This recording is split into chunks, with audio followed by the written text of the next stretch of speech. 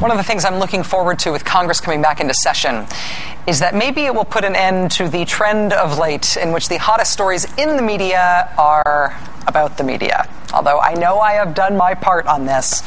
The meta media stories that have dominated the news for the past week or two, mostly, I think, are more heat than light. That said, I do think it's been useful to have the overt acknowledgement we've had these last couple of weeks that in the 24-hour news cycle, and in cable news in particular, honestly, it's really political conflict that is most marketable, that drives viewership. One of my favorite political conflict stories of all time is the sharp, bitter, divisive, at times inhumanely polarizing political conflict between John McCain and John McCain. John McCain, for example, against the Bush tax cuts for the richest Americans. John McCain, on the other hand, totally for those very same tax cuts. If you go back to 2004, I know your position on the Bush tax cuts did change, and you've talked about that before, but I do want to play something you said from an interview in 2004 and ask you about it. I voted against the tax cuts because of the disproportionate amount that went to the wealthiest Americans. I would clearly support not extending those tax cuts in order to help address the deficit. But the middle-income tax credits, the families, the child tax credits, the marriage tax credits, all those I would keep. That's exactly what President Obama says. So what does John McCain today have to say to John McCain 2004? He says, is there a statute of limitations? No, seriously, that's what he said. Is there a statute of limitations? No.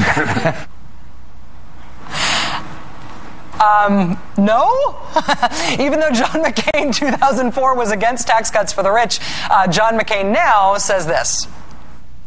It is not the time to raise anyone's taxes. Anyone's. John McCain is also diametrically opposed to John McCain on environmental legislation. It's cap and trade, that there will be incentives for people to reduce greenhouse gas emissions. It's a free market approach. That's the John McCain who is in favor of cap and trade. But if President Obama is on board with that idea, John McCain finds that he is very much against cap and trade. By the way, that's cap and tax. That's not cap and trade. I can't even say the words. John McCain, who ran for president in 2008, also essentially admitted that he would vote against John McCain's own immigration proposal. At this point, if your original proposal came to a vote in the Senate floor, would you vote for it? It won't. It won't. That's why we went through the debate. No, I would not, because we know what the situation is today. The people want the border secured first. John McCain is also against Jerry Falwell, among others, as well as being for Jerry Falwell. Here he is as the against Jerry Falwell model of John McCain. Neither party should be defined by pandering to the outer reaches of American politics and the agents of intolerance, whether they be Louis Farrakhan or Al Sharpton on the left, or Pat Robertson or Jerry Falwell on the right. That's the model of John McCain that is against Jerry Falwell. Jerry Falwell is an agent of intolerance. But keep in mind, there is a different model of John McCain who is totally for Jerry Falwell. Do you believe that Jerry Falwell is still an agent of intolerance? No, I don't. I think that Jerry Falwell can explain to you his views on this program when you have him on. Every once in a while, a politician changes their mind. And there's nothing wrong with changing your mind. Normal humans do it in the normal course of human events all the time. Politicians do it too. They get new information, they recognize new political realities as ideas shift around in the country, but this has happened to John McCain on every single major policy issue that has come up during his time in the Senate, and he's been in the Senate for a really long time. There is not a major issue on which John McCain can be found now to have one identifiable position. Not a single one. John McCain's positions on every single major policy issue that he has faced since he has been in the Senate are now utterly incoherent. It is impossible to say what he believes unless you're only counting the current model. And that makes it all the more remarkable that John McCain is such a perceived font of wisdom for the punditocracy in Washington. What John McCain says he thinks about something at any one moment carries this great weight in the Beltway and gets written up and pontificated over, despite the fact that if you wait 5 minutes, John McCain is likely to have a totally new stance on the same issue, depending on who's asking and why. And that is the practical context for understanding John McCain's importance to repealing Don't Ask, Don't Tell.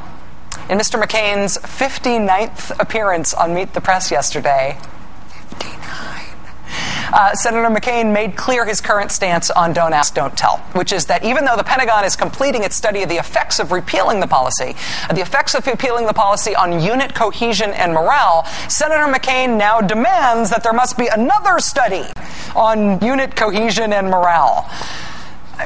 I mean, honestly, to be fair, there are so many different John McCains to choose from on this issue, we should really start a few John McCains ago. Way back in 2006, John McCain told Chris Matthews it should be up to military leaders, that if and when the military decided it was time for Don't Ask, Don't Tell to be repealed, he would be on board with military. The day that the leadership of the military comes to me and says, Senator, we ought to change the policy, then I think we ought to consider seriously changing it, because those leaders in the military are the ones we give the responsibility to. That was 2006. Then the leadership of the military did come to him and say it's time to change the policy. It is my personal belief that allowing gays and lesbians to serve openly would be the right thing to do. The President announced he will work with Congress this year to repeal the law known as Don't Ask, Don't Tell. I fully support the President's decision. After that, the John McCain who wanted to hear from military leaders, wanted to defer to military leadership, that John McCain mysteriously disappeared. The new John McCain was very, very angry that the military leadership was talking about getting rid of Don't Ask, Don't Tell, because it meant that they weren't being properly deferential to Congress. I'm deeply disappointed in your statement, Secretary Gates. Your statement, obvious, is one which is clearly biased, without the view of Congress being taken into consideration. See, that John McCain says the military must defer to Congress. Also, there's a different John McCain that says that the Congress really must defer to the military. I bet those two John McCains hate each other. Overall, though, why does John McCain disagree with John McCain on how the decision to repeal Don't Ask, Don't Tell should be made? When the host of Meet the Press, David Gregory, asked that question on Meet the Press yesterday, he got the opinion of a whole new John McCain. Why doesn't that meet your standard of 2006 for you to say, okay, it's time to change views? Because, as I said that back then, that we need to have a careful examination, and Admiral Mullen was, as quote, speaking personally. We are going to go through, hopefully, a year-long study that will hopefully also have the feelings of the men and women who are serving. That was John McCain speaking in February. I stand corrected. John McCain there, February John McCain, thinks really that what we need to consider is not so much Congress or military leaders, but what the troops themselves think about repealing Don't Ask, Don't Tell. Enter a study which surveyed members of the military about their feelings on Don't Ask, Don't Tell. The survey has reportedly found that 70% think the effect of repealing Don't Ask, Don't Tell would be positive, mixed, or non-existent. So, what does John McCain think about repealing Don't Ask, Don't Tell now that every single new condition he has placed his support on has been met? Are you going to stand in the way, you personally, in the way of this ban being lifted? I will stand that I want a thorough and complete study of the effect on morale and battle effectiveness of the United States military. I will listen, as I've said for years, to our military leaders, and not a study that is leaked, as we know this town's pretty good at that. 7 in 10 members of the military think it would be just fine to have it lifted. You and I have not seen that study. And even when that study comes out, he already knows he wants another study. John McCain is not the chair of any committee.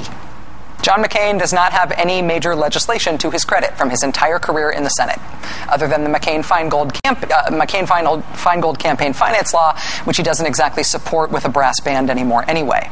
Senator John McCain's stances on legislation and important policy issues and principles are so fundamentally inconsistent as to render the phrase flip-flop meaningless. And yet John McCain is still viewed as a Washington oracle, as a guy you've got to win over. If If you do fail to win him over, though, don't worry. A new John McCain might come along any minute now, and maybe you will have better luck with him.